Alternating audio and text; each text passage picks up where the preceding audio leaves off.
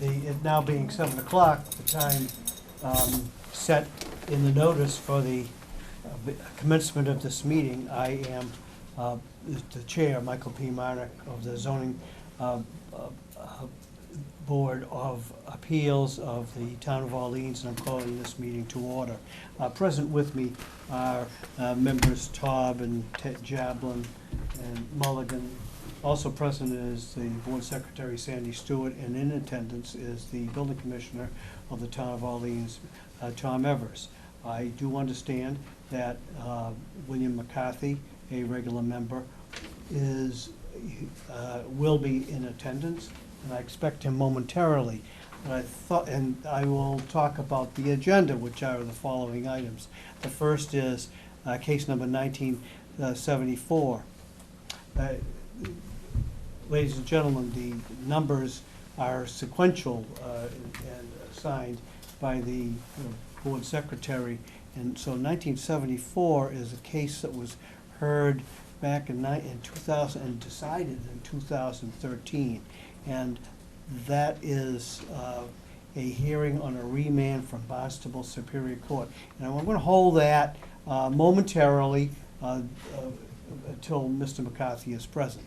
Case number 2095, however, and let the record reflect that regular member Emily Van Giesen, also the recording secretary of the board, has joined the meeting. So we'll proceed to case number 2095, which is the application of the Orleans United Methodist Church for a special permit. Mr. Little, you, on behalf of the church, are seeking to construct a covered handicap entrance where existing and proposed building coverage exceeds 4,000 square feet. This property is located at 73 Main Street, Orleans, map number 34, parcel 79. The named members now constituting a full quorum of 5 will consider this application. Mr. Marnick, may I interrupt? I'm a member of that church. Should I recuse myself from this? Do you suppose that there's any reason why your involvement in the Orleans United Methodist Church would prevent you from making a fair and impartial decision? I think, no. Then unless you feel as a matter of conscience that you need to excuse yourself from the hearing, I rule that you are fair and you are indifferent and impartial. Okay, thanks. Otherwise than what Mr. Jablin is stating, has any member of the board had any communication with the applicant or any of the applicant's agents which would constitute a conflict of interest or would otherwise ought to be disclosed to the public and other members of the board? I like their bells very much. I don't know if that makes me impartial, but Since there's no positive response that would be positive to that, then I declare that the members are also, all members are indifferent and impartial, and you may proceed. Thank you, Mr. Chairman, members of the board. For the record, David Little, representing the United Methodist Church. The church has been working for quite a while now to address an issue to provide safe and adequate handicap access at the rear of the church. They've been working with Rich Morangel, a local architect, who has prepared the plans that we submitted along with the site plan, and it shows what I think is an attractive covered handicap entrance, which will provide safe access to the rear of the church and also allow entrance into that portion of the church slightly out of the weather with the covered porch. And the reason that we are here specifically is because of Section 164.21A Note 5, when building coverage exceeds 4,000 square feet, a special permit from the Zoning Board of Appeals required. we have a situation where the existing coverage is 4,335 square feet, or 21.8%, and the proposed coverage is going to become 4,435 square feet, or 22.3%. So, given the fact that we are allowed to intensify an existing nonconformity with a special permit, that is what I have applied to do. So I believe it's a very straightforward project. It provides a public benefit and a public need. I will address the special permit criteria and then open up to the board's questions. We believe the site is adequate for the proposed entrance. The site is suitable for the addition of a covered handicap entrance. There would be no new impact on traffic flow and safety. We believe what Rich Morangella's design will have no negative impact on neighborhood visual character. The adequacy of method of sewage disposal, source of water, and drainage will not be impacted by the change. The adequacy of utilities and public services are not applicable, and there would be no noise or litter associated with the change. And as to the impact of groundwater quality, recharge volume, and water quality of coastal and freshwater bodies, we believe the new entrance will have no negative impact on these valuable resources. So that would be my presentation. Thank you very much.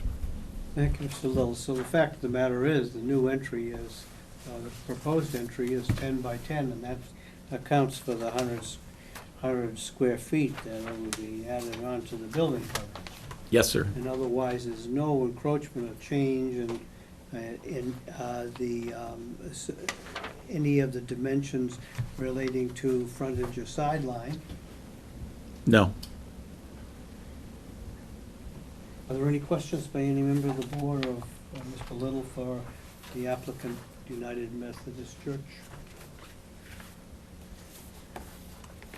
Now, ladies and gentlemen, proper notice has been given by mail and by posting to anyone who's interested or is required to be notified by law. I need to know whether there's anyone present who wishes to speak in favor of this application.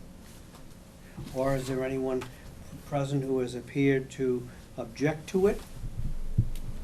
Well, finally, is there anyone present who wishes to speak generally relating to this application?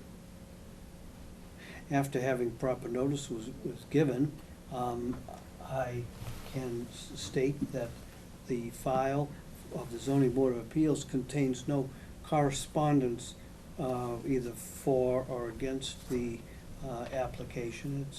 It's completely devoid, and there's been no objection received in any other form as far as I, as chair, am aware. Is there anything further that you wish to say? No, thank you.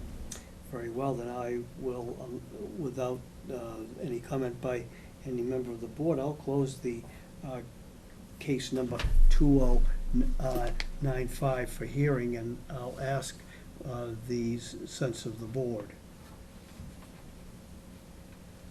Mr. Top?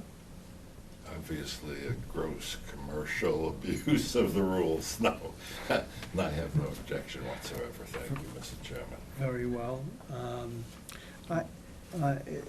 Any other commentary by any member of the board? If not, will entertain a motion to adopt sufficient findings to warrant a special permit under Orleans zoning bylaw section 16421A and 16444 as well. I'll make the motion. Is there a second? Seconded. By Mr. Taub. Is there any discussion on the motion? Then, all those in favor? Aye. And opposed? The motion carries unanimously. Now it would be appropriate to entertain a motion to issue a special permit without conditions. Is there such So a moved. by Mr. Mulligan, and the second Seconded. by Mr. Top. Any discussion on the motion? All those in favor? Aye. Opposed? Motion carries unanimously.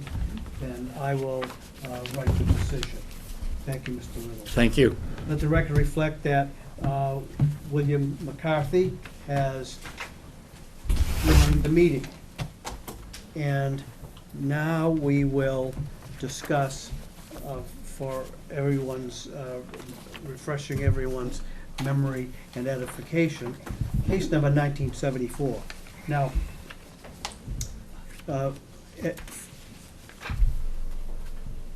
this hearing tonight, or this question is on the agenda because of earlier proceedings. In 2013, there was an application to nullify or overturn the building commissioner's decision. And we had a hearing or two. Mr. Riley represented the petitioner. Following those hearings, the board granted the relief and overturned the building commissioner's decision, whatever it was. I was on the board at the time. I think I was chair at the time. Mr. McCarthy was on the board, and the other 4 members in attendance were not present or not on the board. Now, subsequently, an appeal was taken to the Superior Court, and there were proceedings of which the board was ignorant. About a year or two, Mr. Ford, town council, appeared to the board, and the appeal was discussed in executive session. Following that meeting, an agreement was entered into between the parties to the dispute. In a way, that included an individual and us as the members of the Zoning Board of Appeals. And the settlement agreement, which was executed on behalf of the zoning board by town council, stated in part that the parties desired to completely resolve the Superior Court matters and all matters incidental thereto, and that action was dismissed, the Superior Court action was dismissed with prejudice, and paragraph 3 of a settlement agreement said that all parties agree that the case shall be remanded to the Zoning Board of Appeals for the purpose of conducting a further public hearing with notice to all interested parties to consider the request of both Simon and Murphy, those were parties also to the Superior Court case, that the board reconsider its decision dated December 18th, 2013, and upon such reconsideration, if any, that the board act on Simon's request that he be permitted to withdraw his appeal of the decision of the building commissioner dated October 3, 2013, with prejudice. So, ladies and gentlemen, when we first the board was notified that this would be on the agenda for tonight, there was some email correspondence amongst some of the members. I have that email correspondence here for review or discussion, but the fact of the matter is that a summary of that interchange was, what would the board be actually doing tonight? At that time, at least I was under the impression that Judge Rufo had actually sent the appeal back to the board, and under those circumstances, I was curious amongst other members, and among other members, as to what the form of tonight's hearing would be. The merits of or substance of the appeal or the underlying appeal from the building commissioner's decision of 213 were not, there was not a subject of the correspondence. One of the board members was appropriately reminded me that maybe I ought to disclose this email correspondence, and I now have done so, and I'll answer any questions about that.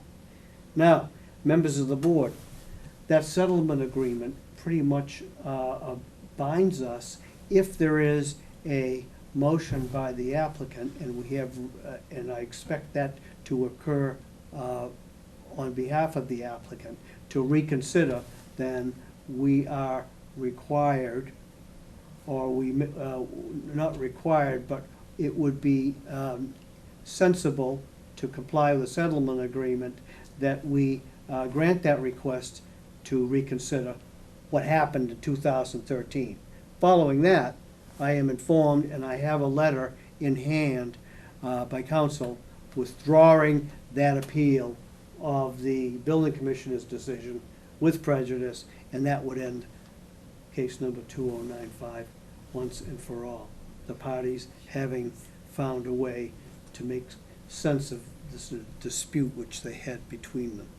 Is there any questions about what we're about to do? I'd like to get the time frame a little straighter. Okay. So if I understood you correctly, there was an agreement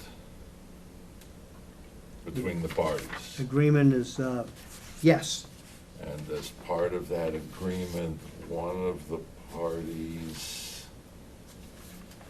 wanted to, at one point in time, one of the parties wanted to appear before us and was supported in that by Judge Rufo. No, this isn't, Okay, I apologize. that will probably answer you. Thank you. I've Three, Bruce. I have handed over a settlement agreement, which, And is this settlement agreement being challenged or affirmed? no, it's being followed, it's being affirmed. Okay, So that settlement agreement was part of a joint request for remand presented to the Superior Court on March 22, 2018, and in which the parties respectfully requested the Superior Court to remand the matter to the Orleans Zoning Board of Appeal for the purpose of conducting a further public hearing. And that was the language which raised the flurry of concern amongst some of us, at least those of us who are lawyers. Procedurally. That's right. And so, I think, is it paragraph 3 that you referenced in Yes. there? That was really the only thing that we would be considering on this remand, That's subject to this subsequent. Yeah. To some extent, if this request for remand was allowed, that in and of itself puts that in front of us for a reconsideration. Only as to Murphy's ability to come back here and, No,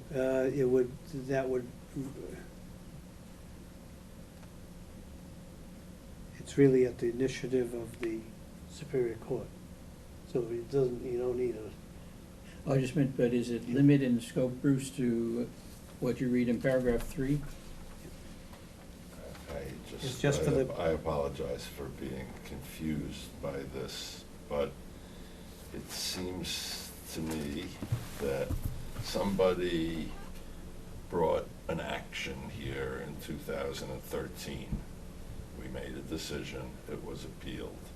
During the pendency of the appeal, an agreement was reached. And one of the conditions of that agreement is, I'm not even gonna appeal the building commissioner's decision in the first place. It never should have been at the Board of Appeals because we're all in agreement. Right, because I've made my peace with the folks that we. And all we're asking for at this point in time is for the zoning board of appeals to affirm what's being You know, asked of us fir- specifically. First thing we do is I'm looking for a motion to reconsider the, To open up the proceeding for Right. reconsideration. that's right, I need that motion. All right, well, I'll move So there's that. nobody else, Second. very well. Is Okay. there any discussion on the motion? All those in favor? Aye. Very well. Then, let's call case number 1974.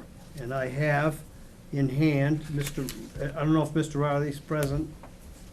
No, he's not. I'm Attorney Christopher Corain. I represent the Murphys. Very well. I spoke with Mr. Riley earlier today, and in lieu of him coming to this meeting tonight, he submitted the letter that's before you. Very well. And I'm happy to answer any questions if there need to be. Members of the board, the letter is addressed to me as chairman. It says that I'm happy to report the parties have resolved their differences. Mr. Simon has directed me to withdraw his appeal of Mr. Harrison's decision regarding the Murphy property on Beach Road. And Mr. Riley historically has been representing Mr. Simon. He was the appealing party at the very beginning. And the settlement agreement, it's not contained in this letter, but the settlement agreement provides that the withdrawal is with prejudice. I would have insisted on that anyway. Yeah, that's the intention of That's the the part. deal. That's the deal. Very well. Then, I don't know, then I need a motion to accept the withdrawal of the appeal of Stephen Simon with prejudice. So moved. By Or Mr. seconded, as the case may be. By Mr. Mulligan, second by Mr. Taub. Is there any discussion on the motion? Are you satisfied by the procedure that we're undertaking? I guess the only other thing I would add is that it would allow the building commissioner's original decision to stand. I think it does. I think it does. If it's withdrawn, then it's. Yeah, I just want to It's clarify still that. good. Yeah, that's what I want, just I to don't make sure know there's that I clarification. don't know that we can make that kind of finding. Let me take a look at the settlement agreement. Bruce, can I see it? I think I mean, in a you sense, must there's have. no matter before us. No, once we accept that.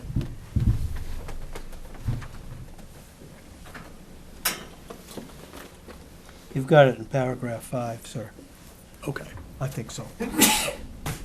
That's, Yeah, I think there's obviously an implication that if he withdraws his appeal, that the building commissioner's original decision would stand.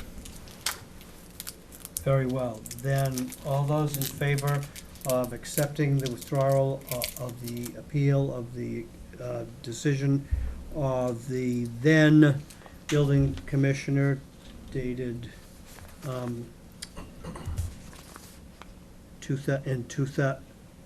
dated October 3, 2013.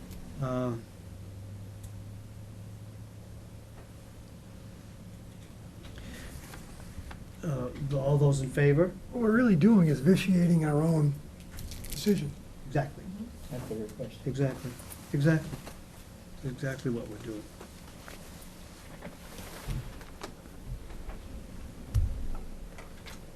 And it was only limited to one of the two parties, right? The ability to come back here? No, When you were reading- no, here, Bill, take a look at When you the, were reading one paragraph, that's what caught my this attention. is it here. Well, Mr. Simon was the appealing party. He's withdrawing with prejudice, so he could not the point is, as part of this global settlement, is that he wouldn't re-raise his objection. This is how it came in. That's what I was trying to describe.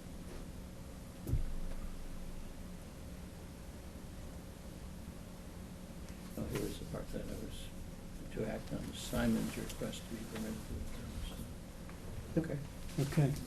All those in favor? Aye. Aye. Opposed? Motion carries unanimously. So that ends case number 1974. Thank you for your time. Thanks for waiting. No problem. Thank you.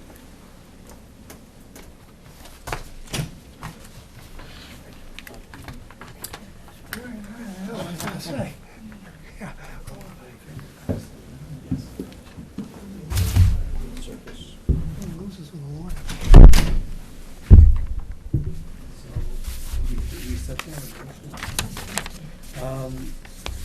Ladies and gentlemen, I have case number 2096 for consideration. This is the application of Barbara B. Manuel for a special permit set forth in General Laws, Chapter 48, Section 6, under Orleans zoning bylaw, Sections 16420, 16421A, and 16423, to construct an additional dwelling where existing and proposed building coverage exceeds 15%. This property is located at 34 Anchor Drive, Orleans, map number 16, parcel number 36.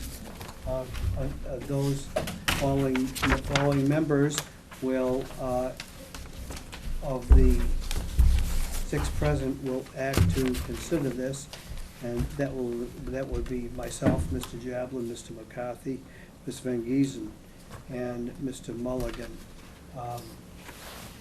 I ask if any of the members of the board have had any communication with the applicant or any of the applicant's agents, which would constitute a conflict of interest or should otherwise be disclosed in fairness to the public or to the fellow members of the board. And there's no positive response, therefore I declare that the entire members of the board present are impartial and indifferent. So you may proceed, sir. Thank you. John Kanega on behalf of Barb Manuel. We're here tonight on a request for a special permit. This is one of those properties heavily affected by the zoning change that brought in the FEMA floodplain as the buildable upland in our town. And then subsequent to Hurricane Sandy, the FEMA floodplain changing drastically, changed this property drastically. So this is a pre-existing non-conforming use. It's a home in a residential district. As an attorney, I like to kind of color things on a map because when engineers hand me math and engineer drawings, I like to see what I'm looking at. So I just colored when this building was first constructed. This blue area, this very small blue area, was the non-buildable portion of the 46,000 square foot property. And subsequent to the floodplain change, this little orange area is the buildable upland on this property. It's approximately 225 square feet. Which makes the calculations for the 15% difficult because you're about 1,500% over the buildable upland of 200 square feet. They are conforming with the frontage. They have more than enough frontage. The setbacks, the front, rear, side, everything is conforming. It's not going to go above 4,000 square feet. The building will be 3,400 square feet and 3,453 to be exact. So the only change is the extension of the nonconformity is the building of this bedroom to make a master bedroom. The client has wanted to do for some time. She did it in conjunction with she's doing a new Title V septic, which required Board of Health and CONSCOM approval. So while doing that, she went in front of them for this application as well.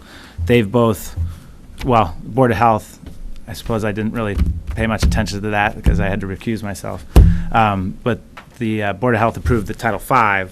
The CONSCOM approved both Title V and this with an order of conditions.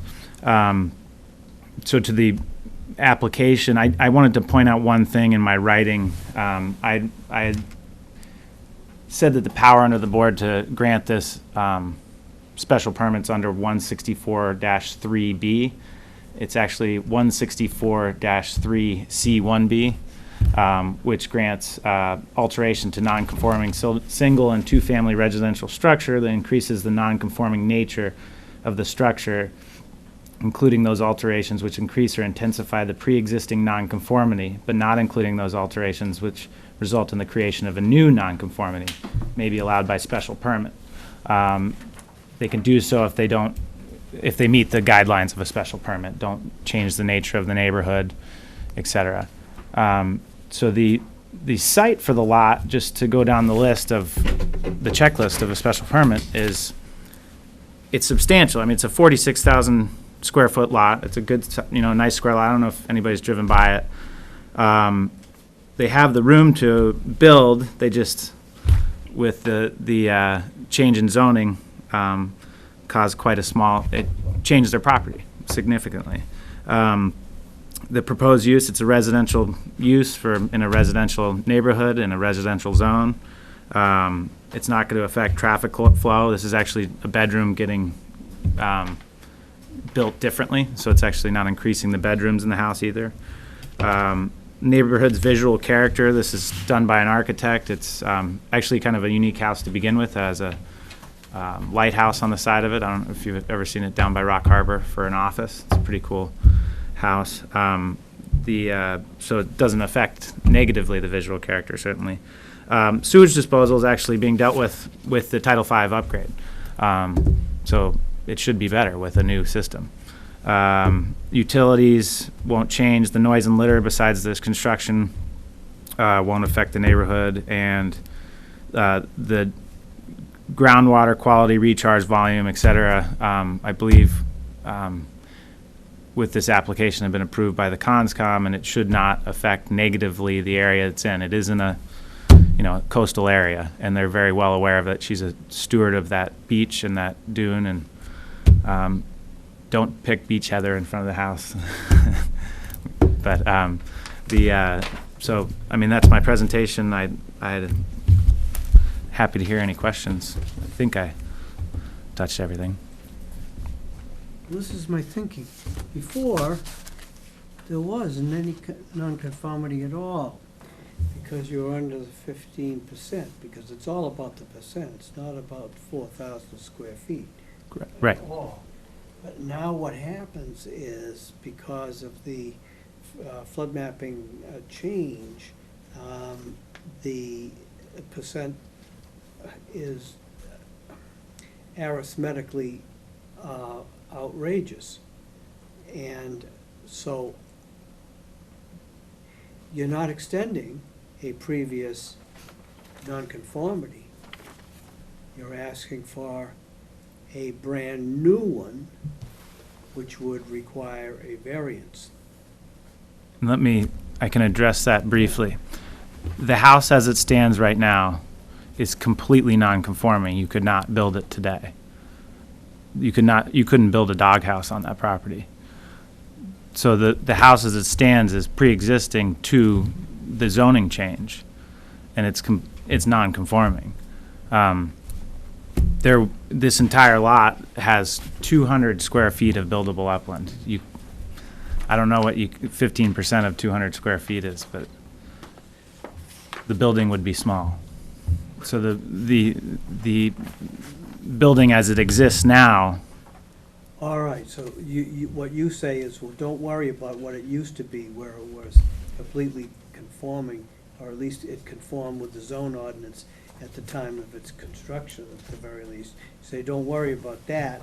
What really happened is, once the zoning change came in, it became non-conforming, and now we're increasing the Correct. non-conforming. It was previously conforming, Yeah, pre-existing to the zoning change. Zoning changed, completely non-conforming. So it's a non-conformity that she's asking to be extended. And it's rare to have a lawyer say completely non-conforming. I'm not really sure. There are many houses in this town that are completely non-conforming now, Yes. completely. Yep. I live in one. Your proposition is that I don't want to say the mirror change, but the change in the flood zone boundary in and of itself renders the lot non-conforming. Not the floodplain change, I believe it was actually the zoning change, which Adopted the points to full- the, You're right, which ca- right. adopted the floodplain So, as the- and I wasn't trying to pick, split hairs, I'm just, No, I think that was the, Mr. Chairman, this is an issue that is upsetting to me because this is our third case, and maybe our fourth, on this very issue, and we have ruled differently. At least once, maybe twice. I think we've approved some and disapproved some. This issue's gonna come up, I think, forever, because there's many properties in this town that this applies to. Not to the extreme of this, but we had one 2 meetings ago in Skakit, had the same issue. We had that gentleman out on Skakit, wanted to build the house for his retirement. It was within a stone's throw of this property. It was right on the main street out there, 30-something%. and we turned him down. So we're going all over the place, and I think the town needs, I think we need, and the town needs some discussion and some, come to some agreement. Otherwise, we're gonna look arbitrary and capricious. Can I add to that Yes, comment? would you? Mr. Mulligan, I think that the cases that I've heard, and perhaps the one that we turned down, involved a significant financial gain. This does not, and others that we've heard do not. So I think that where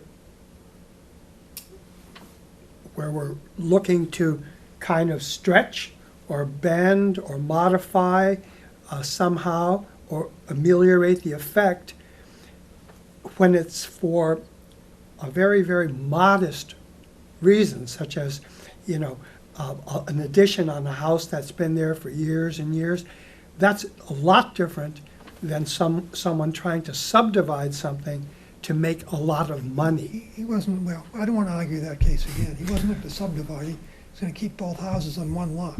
Okay, so, but in other words, the circumstances, I think, so far have dictated fair assessments on our part.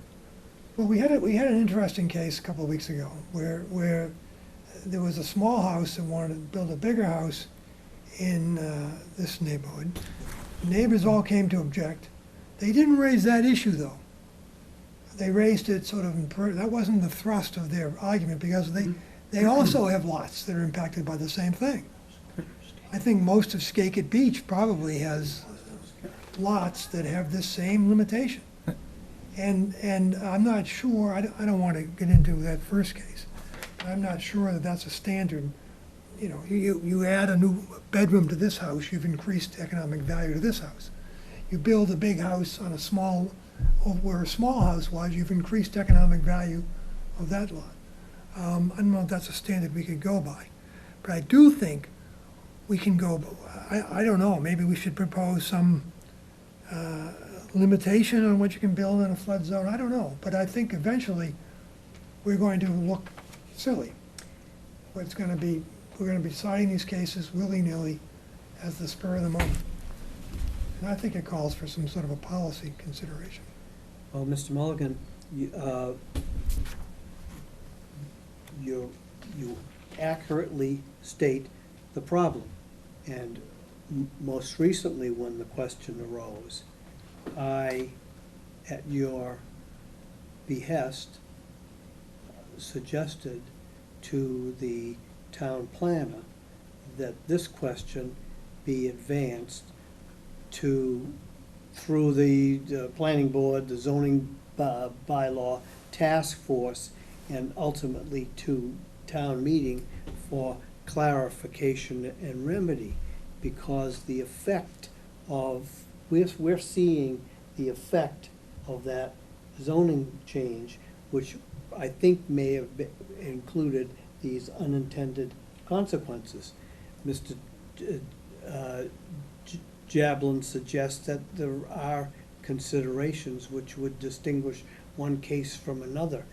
I'm speaking for myself, I'm not that facile in making distinctions between this case and earlier ones, because I kind of, the way that I am, I accept this application as a unit without being, I don't think the board is necessarily bound by previous decisions, although having a uniform policy as set forth by the town would help a whole lot in making decisions which are sensible and rational.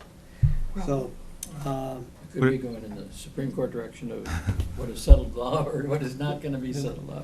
well, Just it that- it is that, but now we've had some experience, Yes. and I expressed that to the town planner, that we really ought to take a better look at this, because the town, we're having difficulty in decisions, and we ought to have more guidance or more consideration.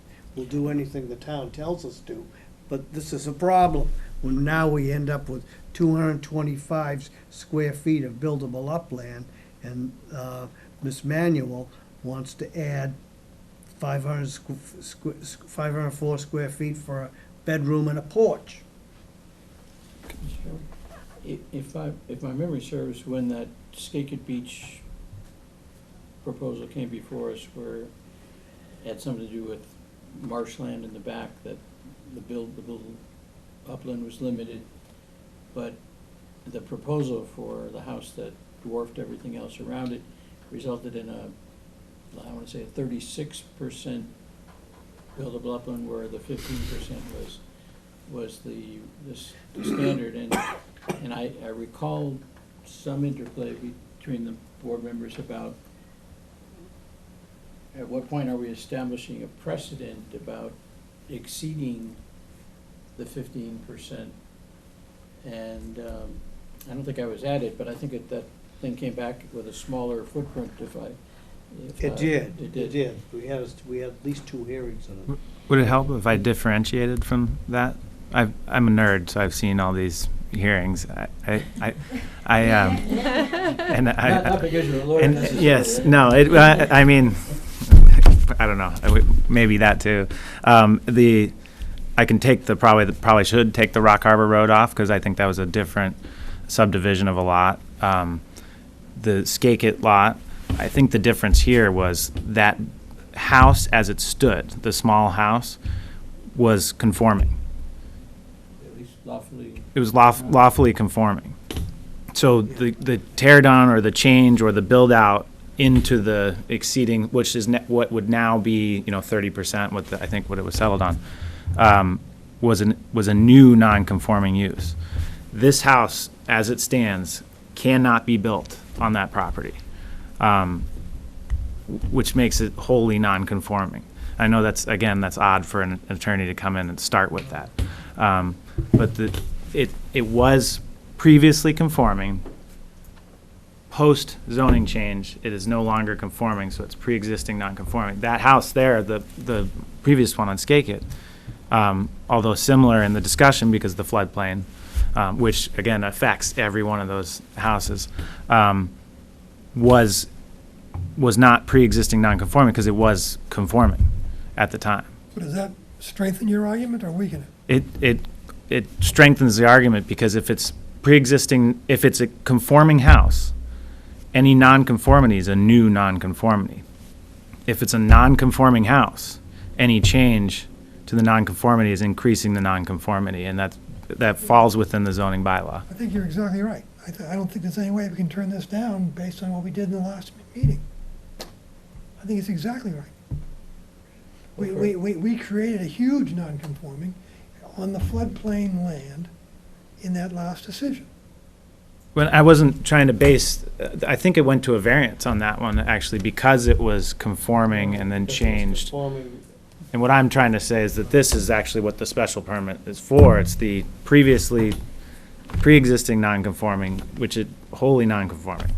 And, I mean, that's why I colored it, because to look at what is left on this lot of buildable, and it's this gorgeous, flat, perfect 4,600 square foot lot, as you could, if that building did not exist and I went and bought that property, I could not build my dog a house. Well, that is a harmful and unacceptable municipal result.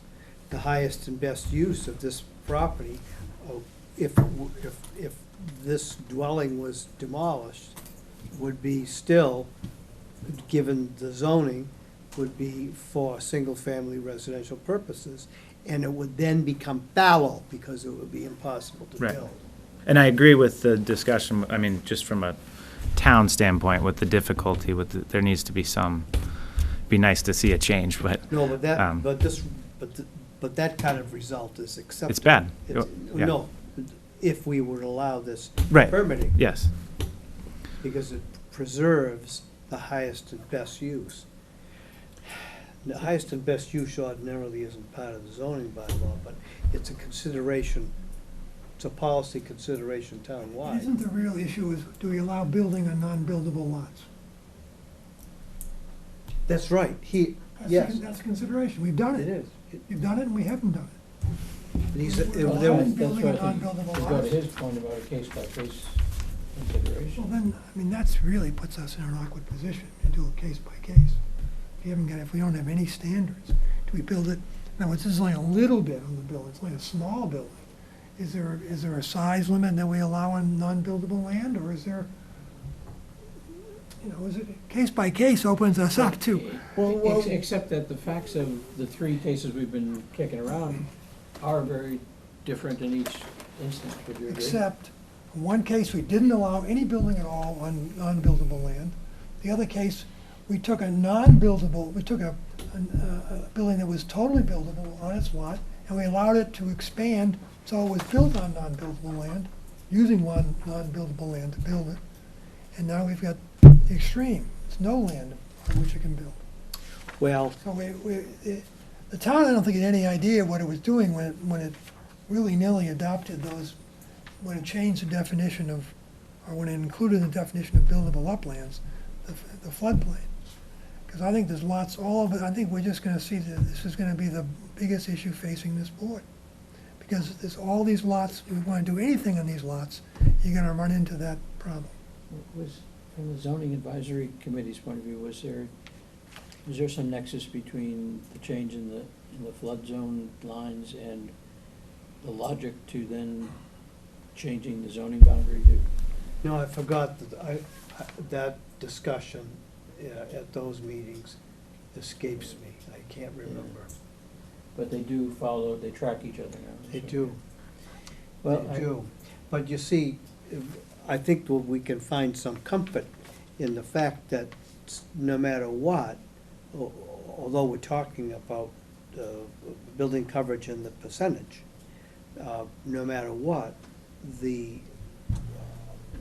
we're bound by the other factors in 164-44, which includes whether the building would be detrimental to the established and future character of the neighborhood and the town, and whether it's in harmony with the general purpose and intent of the chapter. Don't you think, Mr. The Chairman, that, neighborhood, you know? don't you think that whole chapter assumes it's a buildable lot? Yes, and I'd interject that the non-buildable, the lot that has changed so significantly that previously was and no longer is addressed. That's why the specific language of 164.3 B, CB, sorry. I had addressed it wrong. I had to look down at the, but the 164 CB where it's, if it's alteration to a non-conforming single or two-family residential structure that increases the non-conforming nature of the structure, which is what I'm saying it's doing, that including alterations which increase or intensify the pre-existing non-conformity, but not including those alterations which result in the creation of a new non-conformity, may be allowed by special permit from the Board of Appeals, allowing the other things that you just listed, the neighborhood and the, right, that's the fail-safe. But the fact of the matter is, otherwise, there are, as Mr. Mulligan appropriately indicates, would be many lots which would be frozen for their uses and without the possibility of any modification to the structures. just for the sake of argument, and I think one can find merits to this case, perhaps in the view that where the proposed additions are located are within the zone, or the side of the zone that pre-existed the zoning boundary change. I don't know if it's a compelling argument, but my concern, and I think I raised it at the first Skakit one, was if we grant a 1,535%, what precedent does it set? And for somebody else to come in and say, hey, you win above the 15% by, 1,000 times or whatever it is? And so why not in my case? And I'm thinking off the top of my head, so someone else can tell me I'm off my rocker again, but that's my only concern, is precedential effect here, which is throughout the town, not just in areas where the flood zone issue exists. Is that? Well, this is so de minimis. If we deny this, that's a blanket, no building on The addition. I think if we deny this case, because this is so de minimis, then we've taken the position there's no building on a non-buildable lot. I agree. Just I de agree with minimis- that. Can I just ask, I by agree de with minimis, you mean the proposed addition? Yeah. Okay, Yeah. as opposed to the percentage of The percentage is, above the 15%? it's 100% above the 50, this is infinite. on Yep. this property. Right. So So. what about the next guy that comes in and says, hey, you did infinite last time, so? Yeah, I would argue that you're not precedent setting, and I know that's a self-serving statement, so, sorry for letting me say that. But it's I'm good. But open to hearing. yeah, I would argue that you're not precedent setting, but I think if they came in with with a wholly non-buildable lot, where prior to this build-out, would say we did this in 1984 with the zoning, with that small amount being non-buildable, it would be, with the build-out, it would be 7.4% of the buildable upland. So this is really, I mean, speaking of de minimis, you're not even half of what the 15% is, and I think the intent of 164.3 is it's a net to catch these lots that are wholly affected by that floodplain change. And I think that when the zoning changed, I don't think they were anticipating FEMA changing with it.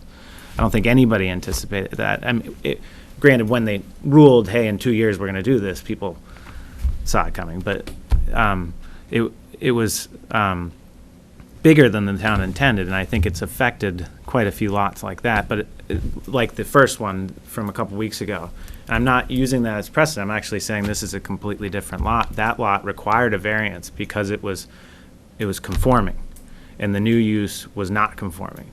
This is not conforming, and we're asking that you allow them to continue and extend this non-conforming use to an extent that falls within the frontage, the setbacks for front and rear, and the building coverage of less than 4,000 square feet. See, Mr. Canagan, I think our action 2 weeks ago is your strongest argument. Because here we had a building that was totally conforming. And we allowed it to become non-conforming and building on using to include it, non-buildable property, non-buildable land, non-upland. So I think that far exceeds adding a little on that's already in. Well, if that makes you agree with me the most, I like that argument. You're not gonna argue with that.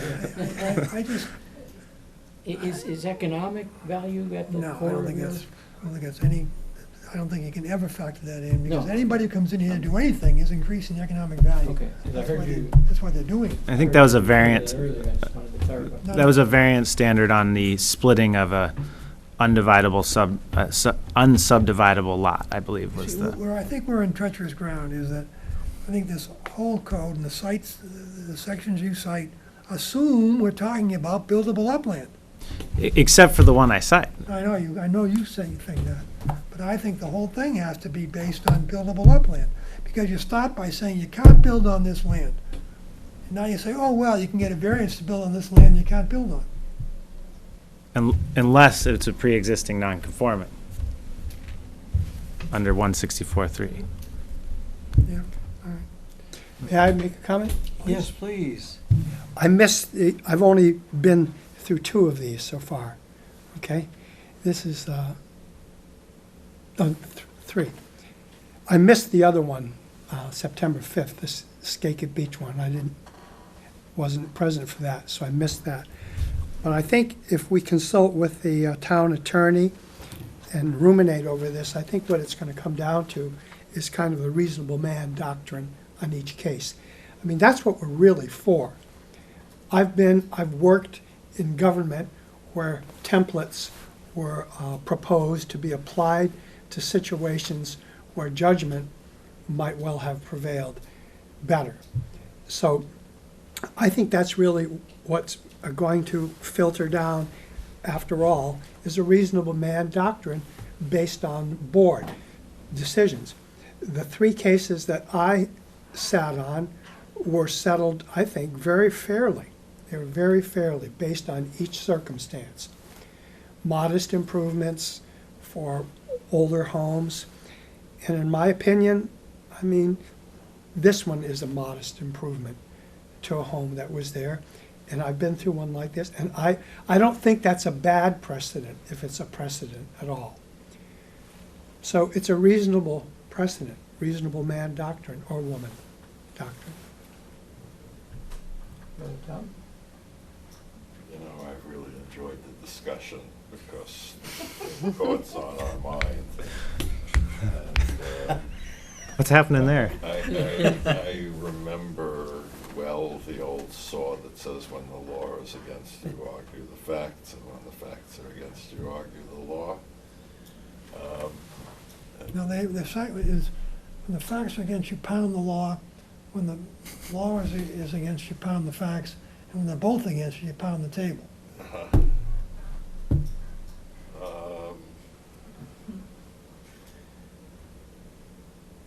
The thing about precedential value, I was not persuaded by that.